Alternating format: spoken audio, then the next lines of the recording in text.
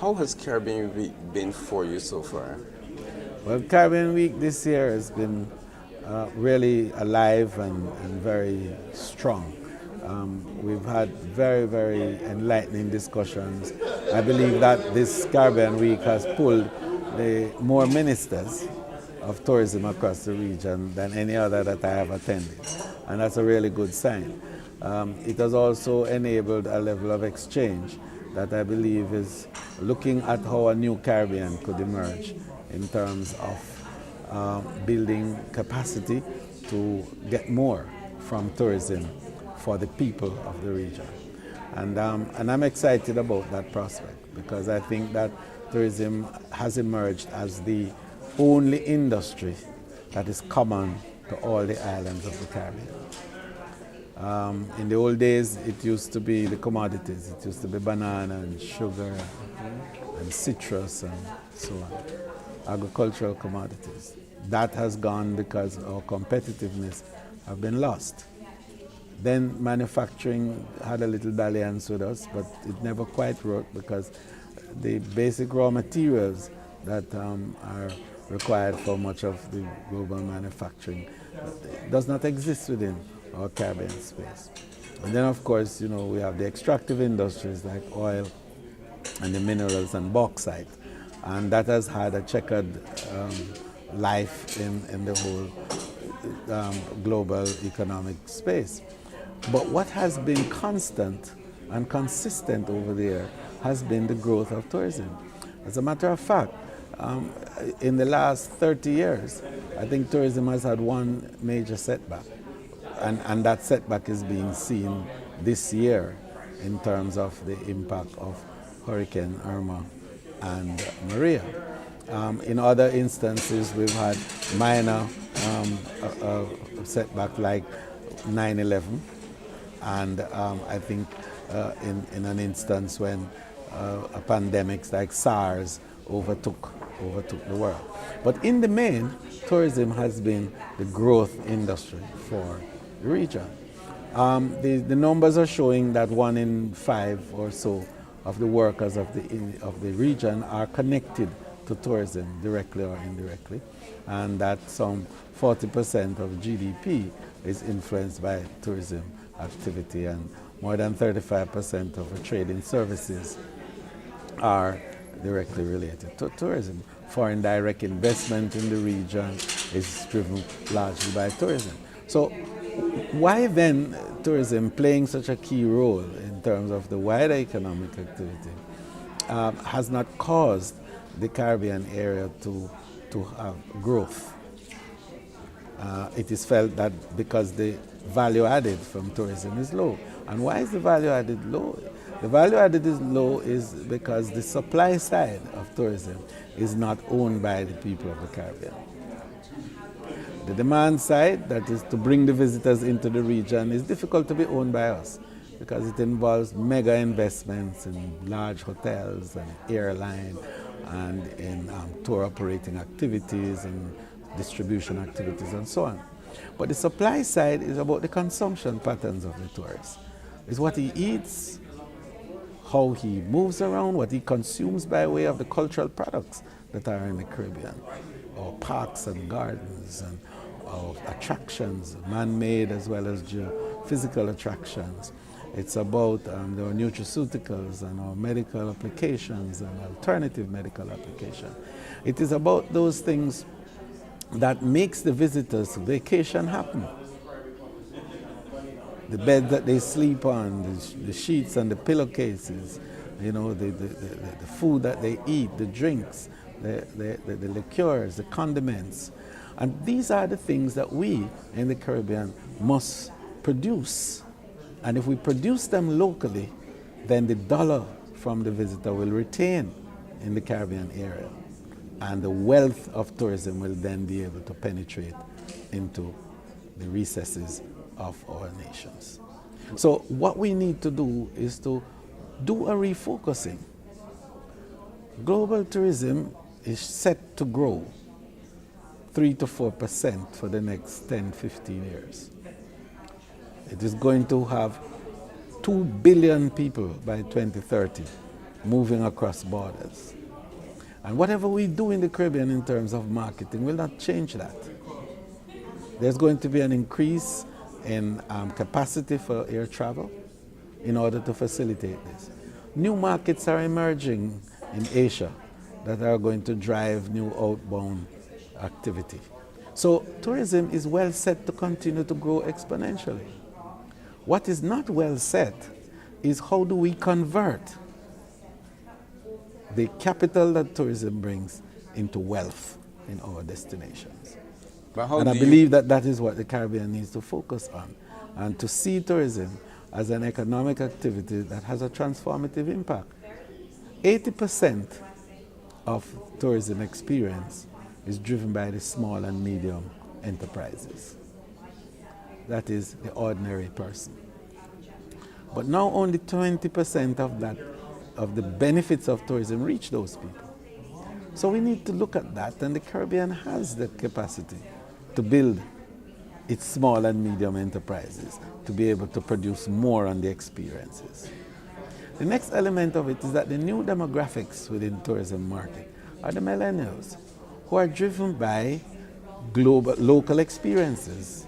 They are driven also by the need to give back. And giving back means that they want to be part of community building. So here is an opportunity that we're looking at the next generation of travelers who are interested in enabling wealth and growth within local communities. So we now must create the infrastructure for that. We must train more. So CTO has got to take an interest in building capacity within the Caribbean space while we're dealing with the marketing. And I think that the CHTA's role in marketing must be expanded. It is their job. The private sector must grow the marketing side, while we, the public sector, which is the CTO, must focus on developmental strategies to build capacity and to build resilience. How do you counter the argument made that the hoteliers are, especially not the local hoteliers, but the international hoteliers, it's about the bottom line for them, it's about profits. How do you counter the argument that if they purchase a lot of the stuff that they use locally, it's much more expensive? Well, because we are not producing enough of the things that they need. So we need to change the production patterns. We need to amend the production patterns within the Caribbean. And once we do that, then the consumption patterns that I mentioned will also change. The point is that we need to look at how do we bring a level of merger and acquisition within our own space with some of the producers of goods and services to create the capacity to be able to supply. You know, the eggs, for example, in the Caribbean. Why can't we get together, 3-4 companies within the Caribbean, to create a conglomerate that can provide all the eggs that the tourism industry requires in the region, and the dollar stays in our region? Those who are the agro-processors, the juices and the jams, the tomato paste, the jellies and the condiments that are consumed, why can't we produce them here within the Caribbean, and why can't we all get together to do that? So we need to change the production patterns within our area. And this is not beyond us, right? We have had situations where companies have merged, financial institutions have merged. We have Guardian, for example, that is in Barbados, in Jamaica, and so on. And so we can have Caribbean production centers that are providing these goods that the industry needs. Then the whole business of entertainment. We are rich with entertainment, but we need to build better production houses. We need to be able to do greater choreography and to enable a more enticing and enlightening presentation of our entertainment products across the region, so that it remains Caribbean in all its forms. And then the issues of utilizing our flora and fauna in terms of the nutraceuticals, the spas, the wraps, the health and wellness activities. How do we use cannabis to enable even a stronger level of alternative medical arrangements that will bring more and more visitors in the area? It is these key areas that we have to look at. But if we don't train our people and build their capacity to produce more, to be more productive, and to be innovative, as well as to be entrepreneurial.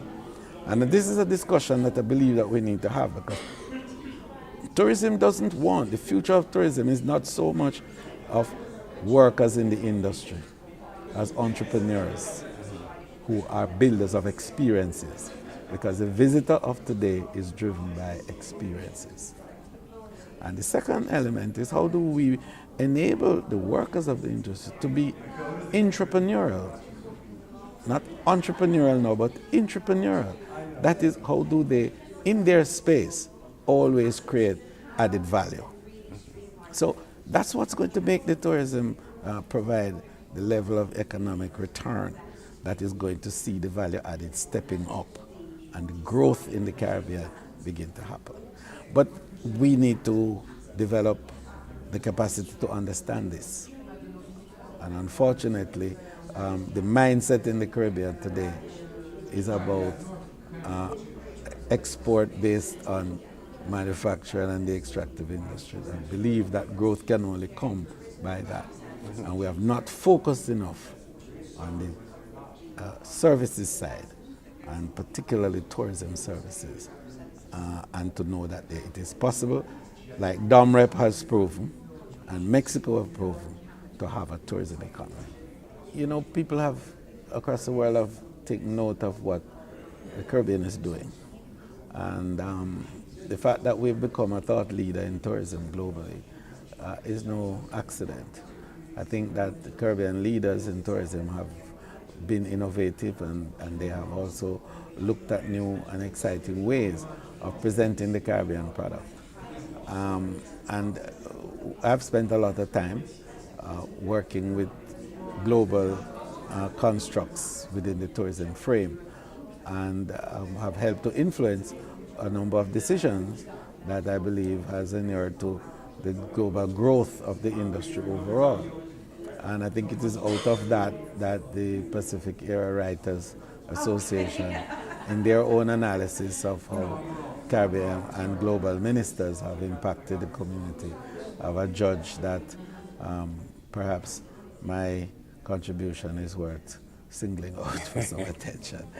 And I'm very humbled by it, but of course we accept it on behalf of all the people of the Caribbean, because when any reference is made to me or to it, it is about the Caribbean. It's about the Caribbean. Yes. Yes, yes. In reference to, let's go back there a bit, in reference to your sustainable tourism roadmap, what type of feedback are you getting from other ministers, or feedback that you're getting even from within Jamaica itself, where you're the Minister of Tourism? Well, I think that there is a growing appreciation of this developmental role of tourism. It doesn't happen overnight, as you know, because it is a new mindset. Our universities and economic groups have not taught us that tourism is a major economic driver. As a matter of fact, there has been more negative about tourism because, again, of the low value added, and that's driven by the lack of capacity within our space. And there's also a whole historic arrangement that negates tourism because it's driven by service, and the historic process works against us in that regard. But the new reality is that tourism is the mega industry of the world, and more countries are morphing into tourism type economies now than ever before. You look at even some of the countries that have extractive industries as their base, some of the oil nations of the Middle East are turning to tourism. Dubai, for example, is hugely tourism. Qatar is going to tourism.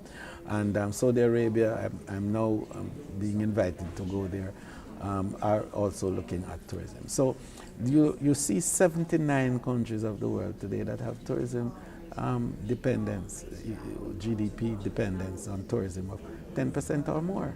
That's huge.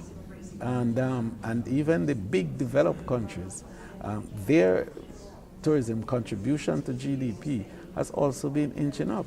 And it is they who are the big beneficiaries of tourism, because they have the integration to absorb all the value chain of tourism. So they produce at the level of the technology side, the planes, the ships, the huge marketing engines they have, right? They are the investment dollar for the infrastructure for tourism and all of that. The big countries. And then they are the recipient of tourists from all over, and they provide the consumption side as well. Their food, the manufacturing, the agriculture and everything. So what happens to those countries is that they get the full benefit of tourism. In our case, our lack of capacity to provide the infrastructure that is required, and then followed now by our inability to provide the services that the tourist needs when he arrives, makes it almost impossible for us to convert the benefit of tourism for economic growth. So we have to look at it carefully and say, okay, all right, fine. Let us build, let us make a decided and calculated attempt to build capacity to supply on the needs of tourism, because that is easier to do than even to spend on the acquisition of it.